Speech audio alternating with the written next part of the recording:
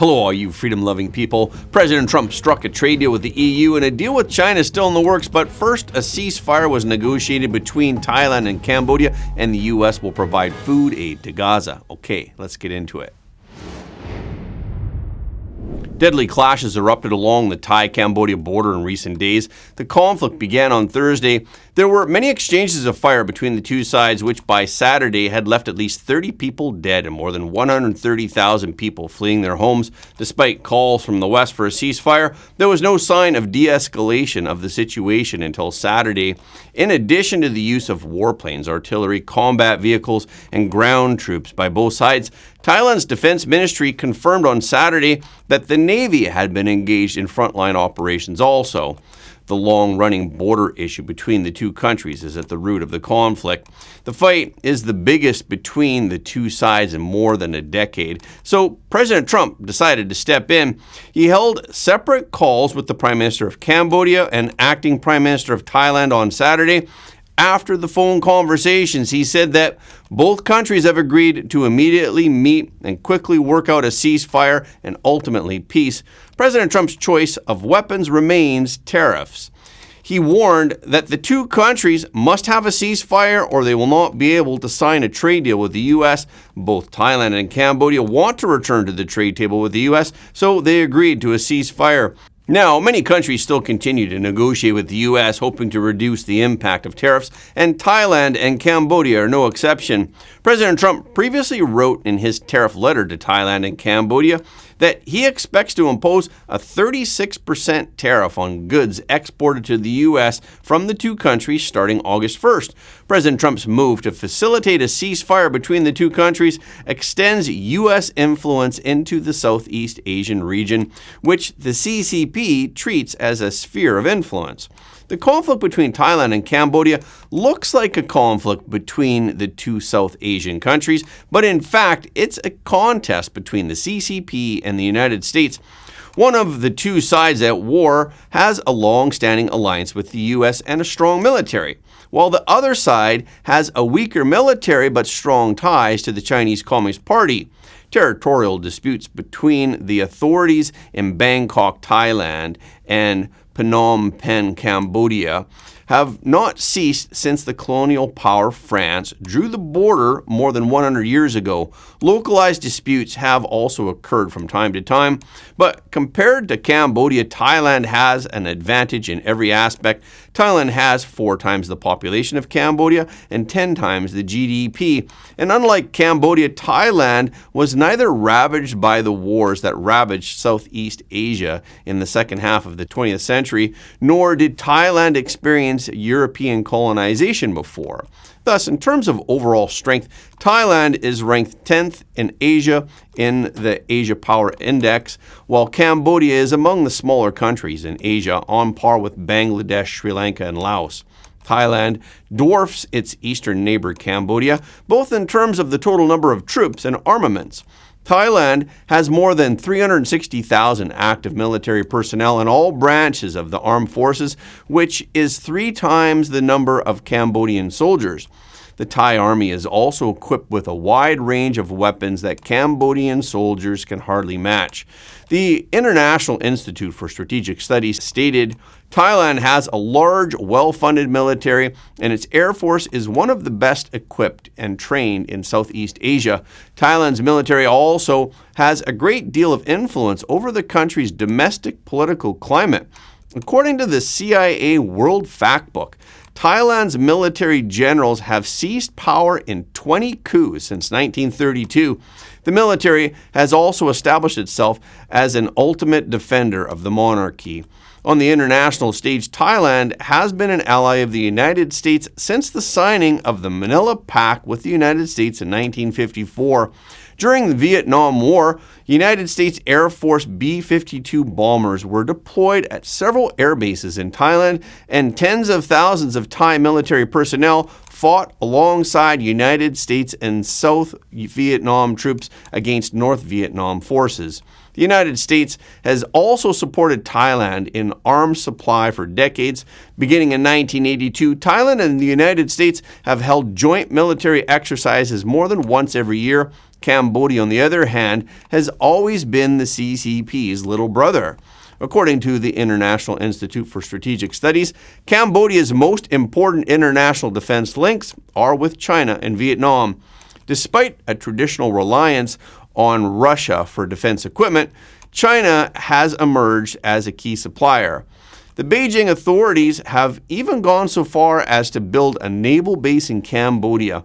International analysts claim that the Ream Naval Base in the Gulf of Thailand will be able to moor CCP aircraft carriers. Cambodia and the CCP conducted 7 Golden Dragon joint military exercises in May. It was said to be the largest ever and featured live fire training scenarios. According to a February report on the People's Liberation Army's website of China, the relationship between the two countries is expected to reach a new level and achieve new developments this year. Chinese Defense Ministry spokesperson Senior Colonel Wu Qian said in February, China and Cambodia are ironclad friends who always support each other, and Cambodia's military needs the support, since it currently lacks the ability to design and manufacture modern equipment for its armed forces. The U.S. is heading toward fresh talks with the CCP this week, starting today. For most of this year, the Trump administration has been using tariffs to push supply chains to relocate out of China, with the goal of weakening Beijing's geopolitical clout and forcing U.S. companies to move manufacturing jobs back to the United States. President Trump said on Sunday that his administration was close to reaching a trade deal with China. He said, "We're very close to a deal with China. We really sort of made a deal with China, but we'll see how that goes." This is what he told reporters at the start of a meeting with European Commission President Ursula von der Leyen in Scotland. But he gave no other details. At this point in trade talks, President Trump wants to do deals. He now wants to focus on how to reach an economic deal with Beijing that will further open up the Chinese market to more U.S. companies and technologies. Stephen Biegun, who served as Deputy Secretary of State during President Trump's first term, said the president wants an economic deal and he's pushing very hard to negotiate that deal with China. Treasury Secretary Scott Bessent expressed the same opinion in an interview with Fox News last week. He said that a key element of a China deal involves the country's buying more American products. He said, "We want them to open up." The White House is now actively encouraging China to buy more American technology, underscored by the lifting of a ban this month on sales of NVIDIA's H20 artificial intelligence chips to Beijing, reversing a policy aimed at protecting U.S. national security. Bessent told Fox Business on Tuesday they have 1.4 billion people with a very high savings rate. They have the potential for a big consumer economy. White House Deputy Press Secretary Anna Kelly said that the administration is working to level the playing field for American farmers and workers and build secure supply chains for American consumers. But specific details of how the U.S. will monitor Chinese goods in transit from third countries are not yet determined. But the Chinese Communist government has stated that it will retaliate against any country that strikes a trade deal with the U.S. at the expense of China. We've talked many times before about China's current dire economic situation. The population has no confidence in the future, and as a result, savings have increased and consumption has decreased. So it's possible that all the reasons that Bessent cited for why China should increase its purchase of U.S. products and technology may be unworkable. Yesterday, President Trump announced that the United States finally reached a trade deal with the European Union, which could be the biggest tariff deal yet. The two sides agreed on a framework that would facilitate $1 trillion in annual trade. The EU has also committed to investing $600 billion in the U.S. economy. The EU will also purchase $750 billion worth of U.S. energy products, including liquefied natural gas, nuclear fuel, and crude oil over the next 3 years. And the EU will purchase more U.S. military weapons and equipment. The agreement also covers key industries with the 15% tariff applying to automobiles, pharmaceuticals, and semiconductors entering the American market. The new deal sees the EU automobile industry gaining some relief, with tariffs dropping from 27.5% to 15%. And EU steel and aluminum face a quota system rather than outright higher levies, providing some relief but maintaining strong protections for U.S. domestic producers. Zero tariffs were mutual on select goods like aircraft, chemicals, and agricultural products, but the exempt agricultural products will exclude beef, ethanol, poultry, rice, and sugar. For the deal, President Trump and von der Leyen met in Scotland during President Trump's trip to the UK, and today President Trump welcomed British Prime Minister Keir Starmer to the Trump Turnberry Resort on the west coast of Scotland. The two leaders held an official discussion which focuses on trade and the Gaza war. But Starmer appeared to be seeking to lower the 50% steel tariffs that President Trump imposed on the UK already, but this is unlikely since President Trump suggested yesterday that the deal with the UK was concluded. But during the meeting, President Trump announced that a pharmaceutical deal between the U.S. and the U.K. is on the horizon and that more details are coming soon. And before the meeting, President Trump said that he has warned Russian President Vladimir Putin that the 50-day deadline that he imposed in July for a peace deal could be shortened. I've spoken to President Putin a lot. I got along with him very well, but 5 times, and every time 4 times maybe, but we've had discussions. You and I have had discussions. Yeah. We thought we had that settled numerous times. And then President Putin goes out and starts launching rockets into some city like Kiev and kills a lot of people in a nursing home or whatever. You have bodies lying all over the street. And I say, that's not the way to do it. So we'll see what happens with that. I'm very disappointed. I'm disappointed in President Putin. Very disappointed in him. So we're going to have to look, and I'm going to reduce that 50 days that I gave him to a lesser number because I think I already know the answer what's going to happen. Okay? Thank you very much, everybody. Talking about the Gaza war, President Trump said that the United States will establish food centers in Gaza that will not be surrounded by fences or barriers. And we're going to continue onward. We do have to take care of the humanitarian needs on what they used to call the Gaza Strip. You don't hear that line too much anymore. You don't hear the Gaza Strip, but it is the Gaza Strip, and it's amazing that it's not being handled a little bit differently.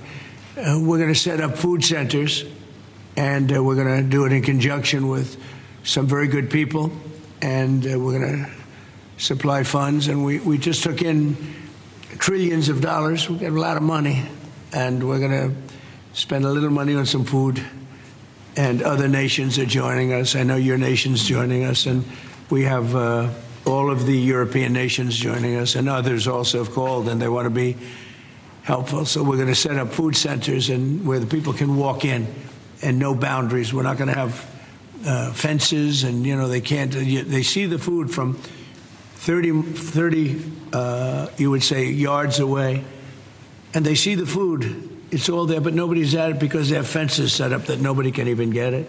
It's crazy what's going on over there. And President Trump explained more about the current barriers that are blocking people from food and that there is real starvation going on in Gaza. But you've seen the areas where they actually have food, and the people are screaming for the food in there. They're 35, 40 yards away, and they won't let them because they have lines that are set up. And whether they're set up by Hamas or whoever, but they're very strict lines, so we have to get rid of those lines. But we're going to be getting some good, strong food. We can save a lot of people. I mean, some of those kids that's real starvation stuff. I see it. And you can't fake that. So we're going to be even more involved. We did some airlifts before, some airdrops, and the people are running for it. And the Prime Minister is going to help us. They're very effective with that. You've done that before, and for many. They've done that for 100 years very well. So it's not very hard to do, actually. But Israel maintains that there is no starvation in Gaza. Today, Prime Minister Netanyahu posted on X that there is no starvation and no policy of starvation in Gaza. There is no starvation in Gaza, no policy of starvation in Gaza, and I assure you that we have a commitment to achieve our war goals. We'll continue to fight till we achieve the release of our hostages and the destruction of Hamas's military and governing capabilities. They shall be there no more. But at the same time, the Israeli Defense Forces stated that it conducted an airdrop of 20 food aid packages over northern and southern Gaza, but humanitarian conditions in Gaza are rapidly worsening. Yet international organizations, including UN agencies, are refusing to join the US-backed aid plan that is run by Israel called the Gaza Humanitarian Foundation, the GHF. But President Trump confirmed that the GHF will remain involved in the new efforts to provide food to Gaza. Let's talk about the confrontation between the Fed and the White House. Fed Chairman Jerome Powell, although appointed by President Trump during his first term, President Trump seems to express his displeasure with him on a regular basis.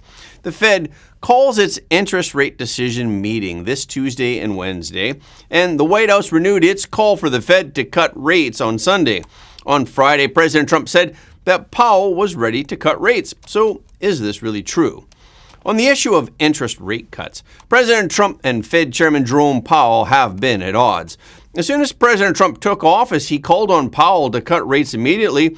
He also used Europe as an example, saying that Europe had already cut interest rates 7 times in a row, but Powell suddenly stopped halfway through cutting interest rates.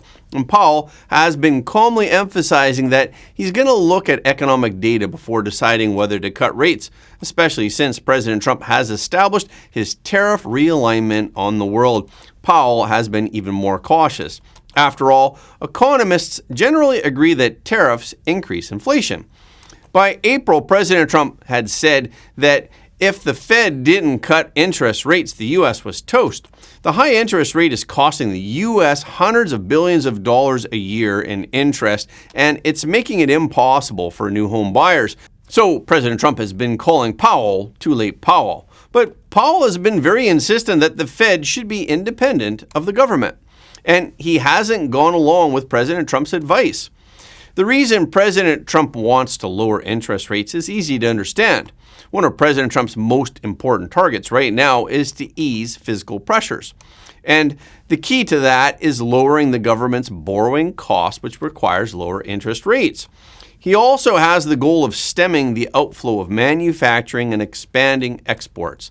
This requires a devaluation of the dollar, and the devaluation of the dollar also requires lower interest rates.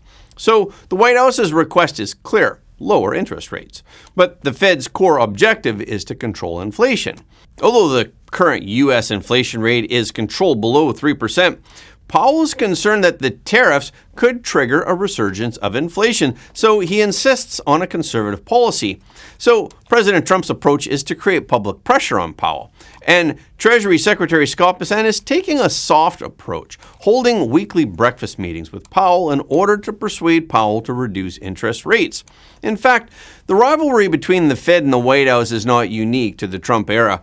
The relationship between successive presidents, the Treasury Department, and the Fed has been tricky. Economist Robert Hetzel said that Fed chairmen often face a president and Congress that are hostile to rate hikes. So why does the government not like to raise interest rates? There are 2 main reasons. One is that raising interest rates depresses the economy.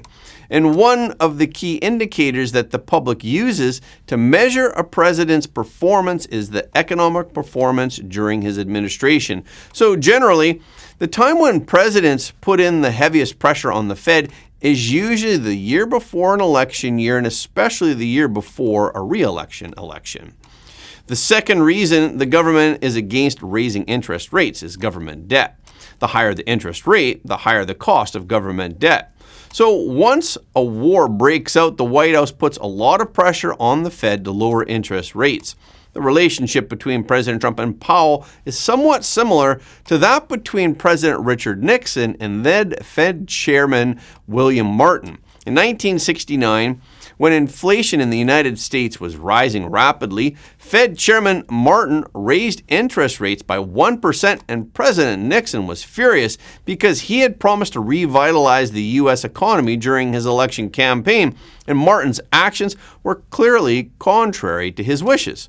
So he slammed Martin for pushing the U.S. economy into recession.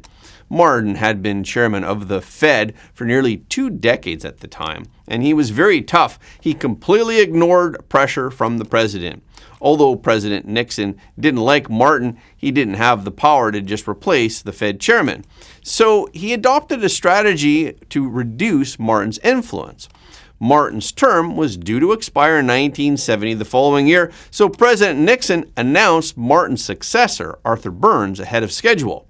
So all the attention in the marketplace turned to Burns, and that was a way that helped to get rid of Martin. However, it didn't mean that Martin would step down early, but it accomplished part of the purpose.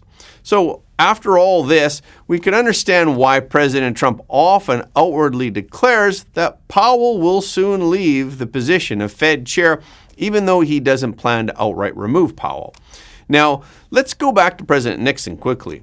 Burns was very much in tune with President Nixon in 1971. The federal funds rate plummeted from 5% at the beginning of the year to 3.5% at the end of the year, while expanding the money supply, which drove the economy to a short-lived boom. And in 1972, U.S. inflation was held down to 3.3%. But while asking the Fed to lower interest rates in August of 1971, President Nixon made another bold decision. He announced a pause in the exchange of the dollar for gold. We'll talk more about President Nixon tomorrow and why he made this decision, but this decision broke the foundation of the Bretton Woods system established in 1944, and gold then soared and the global exchange rate system collapsed. But at first, wage price controls dampened inflation in the short term. However, in 1973, Nixon had lifted the price controls, and at the same time, the consequences of the massive circulation of dollars and the imbalance between supply and demand were rapidly becoming apparent. Coupled with the first oil crisis in the same year, prices began to skyrocket. The U.S. economy was then plunged into a rare situation, with inflation reaching 8.8% in 1973 and 12.3% in 1974, and unemployment continuing to rise, creating a classic pattern of stagflation. At this point, Burns tried to retighten monetary policy, only to find that he had long lost credibility. In telling this history, we do not mean to imply that the Fed's interest rate cuts could be inflationary again. The stagflation of 1973 was not singularly due to the Fed's interest rate cuts. It was the result of a combination of policies.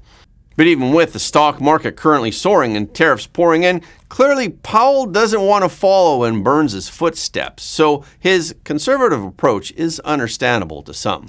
And that's a wrap for this episode. Thank you so much for your support of Front Page. Please remember to leave a comment below the video. This is really helping us to be seen all around the world. The more people who watch Front Page, the more freedom-loving people the world will have. And please hit the like button and hit the notification bell after subscribing. And please share this video with your friends and family, because everybody deserves to know the truth.